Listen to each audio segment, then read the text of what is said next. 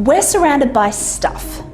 Kitchen stuff, office stuff, useful stuff, useless stuff, single-use stuff, never-use stuff, environmentally toxic stuff, marginally less toxic stuff. We buy and buy and buy. It's the foundation of how our economies run and how they grow. But all this buying, all this economic growing, is devastating people and our planet.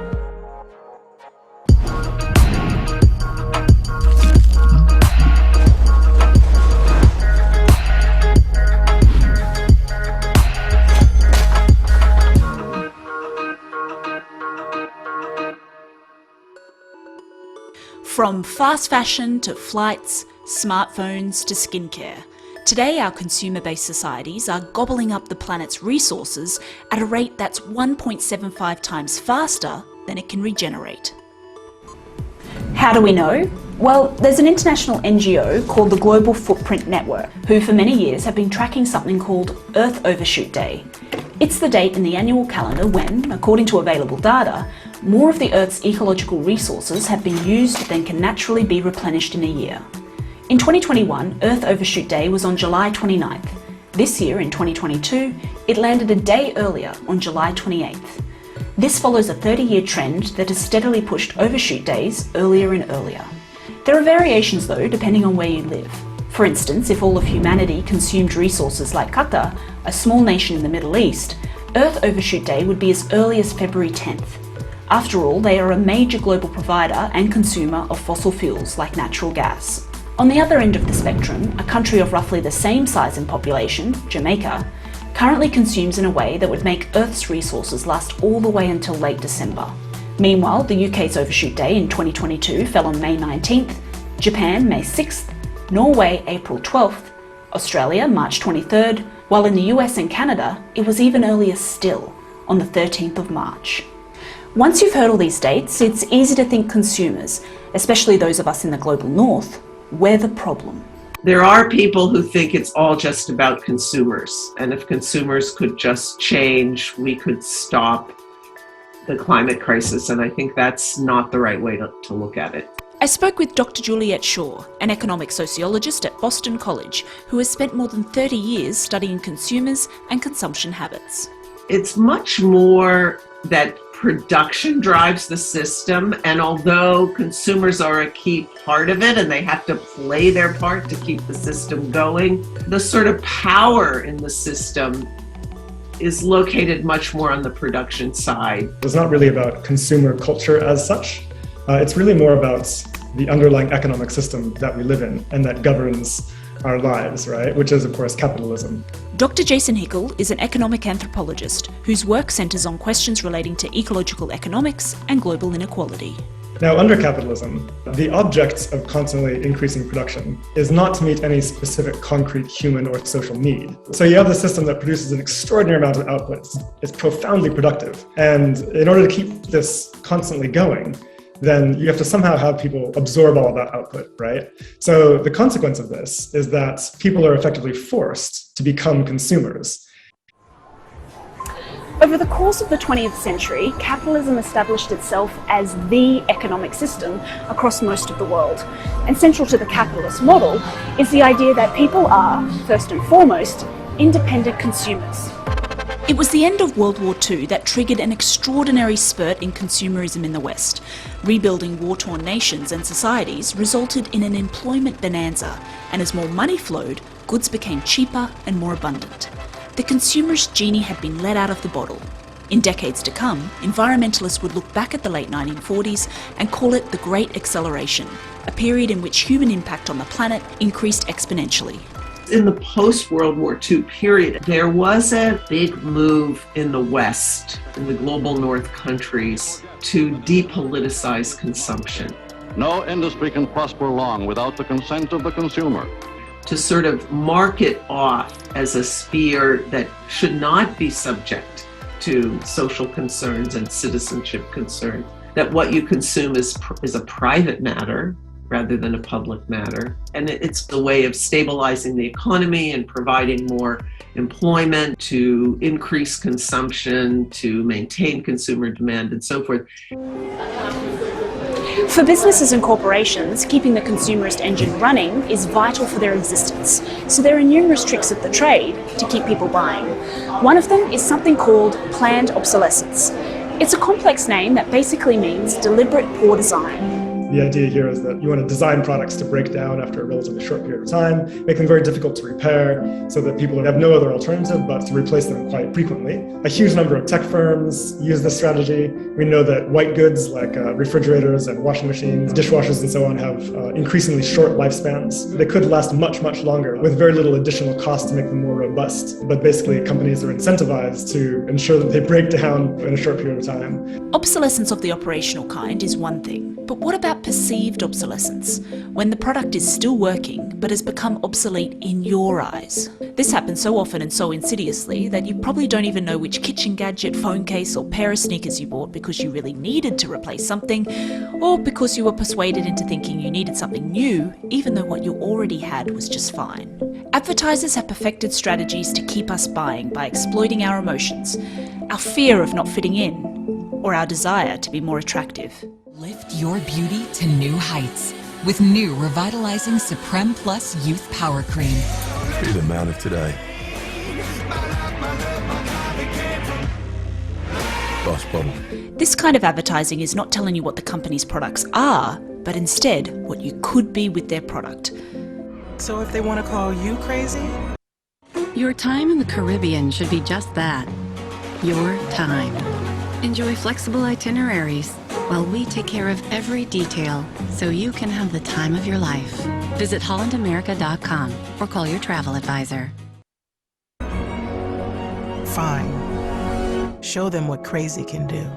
However, in Juliet's view, an even more powerful influence than traditional marketers are our neighbours, co-workers, or the people we follow online. In today's video, I'm going to show you everything I bought from Primark on my most recent spree. When you see other people who got a new phone that has a better camera, it's bigger, it does all these things that your phone doesn't do, even if it's still working, people are going to want that new one. So there's a sort of performance and social obsolescence. It's less that the thing is going to just break down, which is the old idea of planned obsolescence. It's a much more sophisticated version of it today.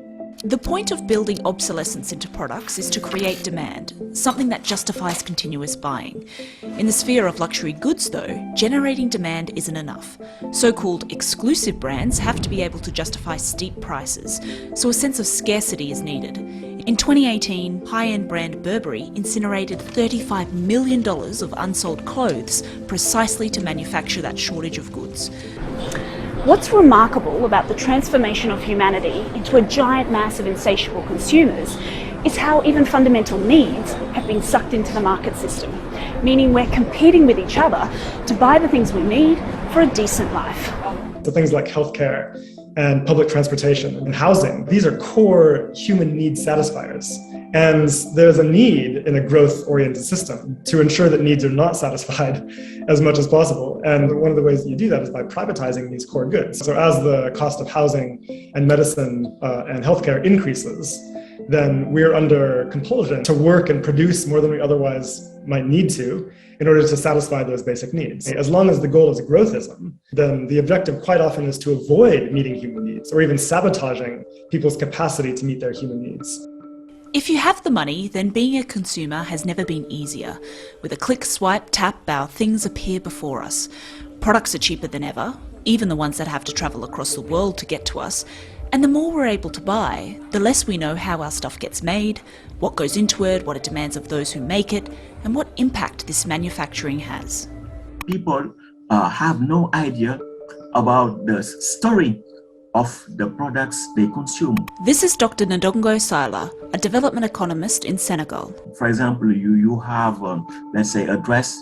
You don't know under which conditions that dress has been produced. Maybe it has been in Bangladesh with people working, let's say, 20 hours out of 24, If we just pay attention to the products that are all around us, the clothes that we wear, our tech gadgets, where do those resources come from? Where do the impacts of that extraction happen? They're not happening in southern England. They're not happening in Finland. The majority of that impact is happening at the resource frontiers, in the Congo, for example, or in Indonesia, or in Brazil. So we don't have to deal in rich countries with the social and ecological costs of growth because they're offshore, right? And it just so happens that they're externalized not to space or into nothingness, but rather they're externalized onto the lives and ecosystems of communities in the global south. Jason is an authority on how and why the global south suffers so much of the impact of out-of-control consumerism that is centred in the affluent north. There's no real way to narrate this as a short story. The factors at play are numerous. There's history, for example, the long legacy of colonial empires. There's the battle of politics and ideologies, capitalism versus communism, Western democracies orchestrating very undemocratic coups elsewhere. There's economics, and especially the rise of neoliberalism, which is an academic term to describe an accelerated form of capitalism, where the cost of wages and commodities are suppressed through monopolised international trade rules, and almost everything is privatised. The result has been inequalities that are so baked into how global systems operate that it becomes inevitable that the South services the North and pays a huge price for it. Much of that economic capacity in the global South is actually organised around servicing global north, consumerism and capital accumulation, rather than meeting domestic human needs. The factories and the lands in the global south and the resources. These things are not being mobilized around housing and nutritious food and healthcare and education for the domestic population. Rather, they're organized around fast fashion and tech gadgets, which are shipped to the global north. But for those goods to be consumed by the average people in the global north, the goods in the global south have been produced with lower and lower costs. That means that the producers have to be paid very low wages. And that means that the prosperity in the global north is somehow dependent on maintaining workers in the global south in the permanent state of deprivation. So as long as the global south is put in a position where they're dependent on the whims of foreign direct investors, then what they'll do is they'll compete with each other in order to cut wages and cut environmental protections and cut taxes and so on, to create a so-called attractive business environment for multinational firms. The inequalities in global economic development have a parasitic relationship between the North and South at their core. One theory is of unequal exchange. It lays out how growth in so-called advanced economies often relies on a large net appropriation of resources and human labour from the global South, at prices that are unjustifiably low, even if they are supposedly explained through market-based systems. According to Jason and his colleagues, today the global north drains the south of commodities worth $2.2 trillion per year when calculated in northern prices. Yes, money does flow the other way, but they calculated that for every dollar of aid the global south receives, they lose $30 through unequal exchange with the north. In effect, poor countries are developing rich countries, not the other way round. There is always this idea that countries in the global south lack money, but in fact the aid or foreign investment, the external flows coming from the global north, they are not developing. They are pillaging the global south. That's how it works. The type of states we have, they are modeled around the needs of the global system. So even if they call them democratic, they maintain this colonial imprint. The solution to this is that the South needs to be able to pursue economic sovereignty. It needs to be able to reduce its dependence on foreign capital, on foreign creditors, and on imports from the global north as much as possible. Organizing production around meeting domestic and national and regional needs, rather than around servicing northern growthism. I think that calls to decolonize the global economy are really central. I mean, here you have the poor countries of the world who are desperate for climate action because they are the most vulnerable to climate impacts, and they've done the least to create carbon pollution, and yet their power on the world stage is drastically limited because of that ongoing neocolonial structures. It is deeply ironic that while consumerism is such a driving force in climate breakdown, there is an entire industry actively trying to persuade us that we can actually consume our way to a better world. From now on, let's wear the waste. The sheer deluge of quote-unquote eco-friendly, climate-conscious, sustainably sourced products around us raises the question, why does reducing our resource use require so much resource use? The only agency that we have is basically to choose between different kinds of products that the system produces. Our sense of concern, it's short-circuited, right? We're sold some new green products and told that, look, everything can stay the same and we'll still be able to achieve our ecological goals.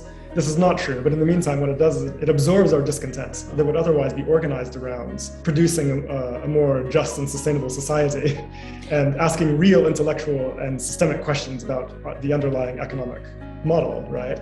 That said, there are really important reasons for consumers to consume differently. Number one is we actually have to do it. We've got to stop driving cars with internal combustion engines and, reducing meat consumption and reducing apparel consumption. The middle class and above consumers of the world do have to consume fewer carbon-intensive goods, and we've got to consume different goods. But we have to do it as part of a social movement. For several decades, a dominant environmental message has been about individual action. You have the power to make a difference from the moment you wake up. Power your home with the sun.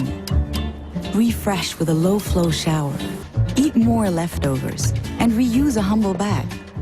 These things are undoubtedly positive changes, but when you set them up against a system that keeps using energy-intensive machines or churns out streams of single-use packaging or pushes fossil fuel guzzling vehicles, then individual action is exposed for the self-defeating endeavour that it can so often be.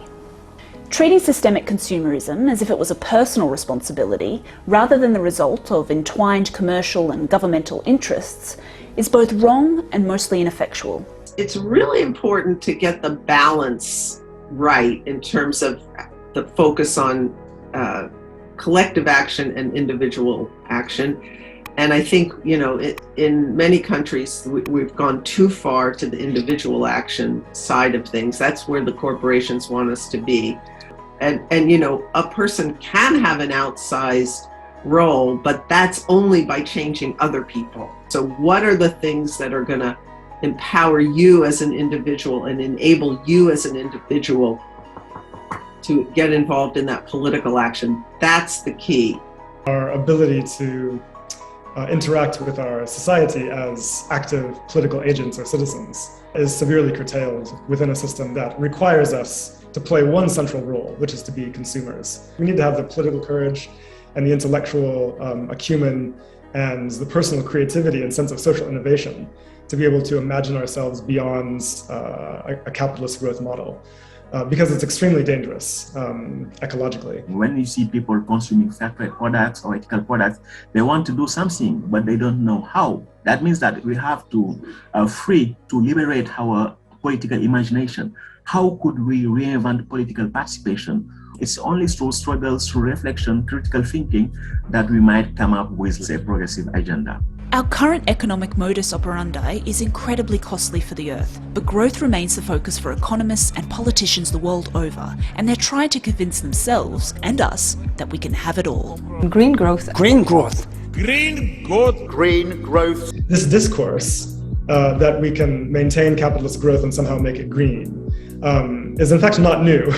It's actually been around for about 50 years. It was first voiced and articulated by major economists in 1973. And of course, it's been half a century now. There's no evidence that it has made any substantive difference. Emissions are not going down. Resource use is still going up. In 2009, South Korea decided to lead from the front in pursuit of green growth. It committed 2% of its GDP, around $38 billion, into environmental projects, hoping to create 1 million jobs over the following 5 years. The aim was to turbocharge growth in a slumping economy, while simultaneously encouraging a low-carbon society. South Korea's economy came back on track. However, emissions climbed, nearly 12% over 5 years. That's despite massive investments in clean energy, railway expansion, and energy efficiency.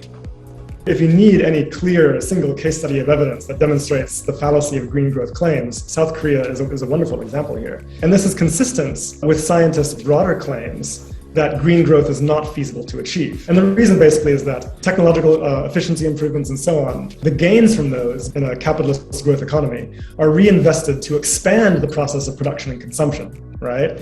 And so there are some relative gains, but they end up resulting in absolute increases in resource and energy use. Okay, there is a question that becomes quite hard to avoid when talking about the incredibly high cost the planet is paying for human consumption. And that is, well, how do we keep economies growing without people buying? There is a theory that says we're looking at this the wrong way. It's called degrowth, and Jason Hickel gets right at the core of what it's all about.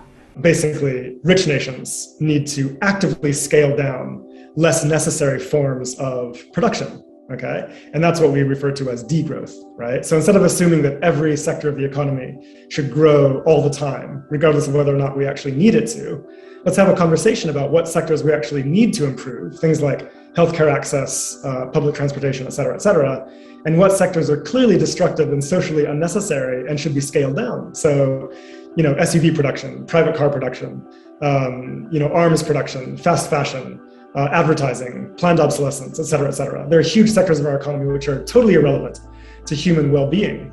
And we can actively scale those down without any loss to our ability to satisfy core needs and achieve flourishing lives for all. Knowing that, the kind of growth we have in the global north is highly dependent on exploitative conditions being imposed on the global south. And that means that degrowth could not only be a northern agenda, but a global agenda that has to take into account what is happening in the global south and the needs of the global south. And also that means that if there are adjustments to be made, those adjustments should come primarily in the global north, because those who overconsume, those who have, let's say, an unsustainable way of life are people in the global north. The key matter here is we have to ask ourselves what the economy is for. And this is the very exciting part of this story, which is that we know it's possible to slow down excess production in rich nations, while at the same time improving social outcomes, simply, again, by reorganizing production around meeting human needs. Okay, Jason, but I have to ask, what about jobs? As your economy requires less labor to produce the things that are required to meet human needs, then you simply shorten the working week and share necessary labor more evenly, right? And so therefore you eliminate even the possibility of unemployment. You can maintain full employment even in a degrowth scenario. And you can use something like a public job guarantee or a climate job guarantee at the same time to bolster this strategy, to ensure that anyone who wants to can train up to contribute to and participate in the most important collective projects of our generation, rolling out renewable energy capacity, regenerating ecosystems, retrofitting houses for efficiency, et cetera. Inequalities in consumption are stark. Globally, the 20% of the world's people in the highest income countries account for 86% of total private consumption expenditures. The poorest 20%, a minuscule 1.3%. Degrowth does not mean that developing countries should sacrifice improvements in living conditions. They must pursue economic growth to generate the resources necessary to invest heavily in healthcare and education. But growth in and of itself shouldn't be the imperative, and it cannot be infinite. The goal is to achieve well-being in balance with the Earth's systems. If we do not reason within the framework of an egalitarian society, you could not address the challenges humanity is facing. Because at the same time that there is overconsumption in the global north, there is also underconsumption in most of the global south, because most people there are poor. They could not have access to basic goods and services. So they need somehow to consume more, not in the capitalist sense, but that to have access to a dignified life. That means having access to basic goods and services. So there are countries where economic growth is important, but what I would say is that story has also been oversold in the South. The elites in these countries often sort of want to confine the poverty alleviation conversation to just growth because they benefit so much from growth. But really, the issue is sort of lifting people out of poverty, giving them decent living conditions. We seem to be trapped in a kind of paradox, where for several decades there's been earnest talk and even some genuine concerted action to try and make progress on the question of climate change and ecological breakdown. And yet, frighteningly little sustained systemic change has been achieved during that time. And so we have to ask ourselves, what is responsible for this failure? Until we are able to break free from these growth imperatives, then we're going to be in a situation where we could watch continued failure over the coming decades, even as climate breakdown worsens before our very eye. And so it's important that we understand that this failure to address the problem is not some kind of mistake. There's a structural reason for it. And until we start talking about the underlying economic system, then we're going to continue to make that fundamental error.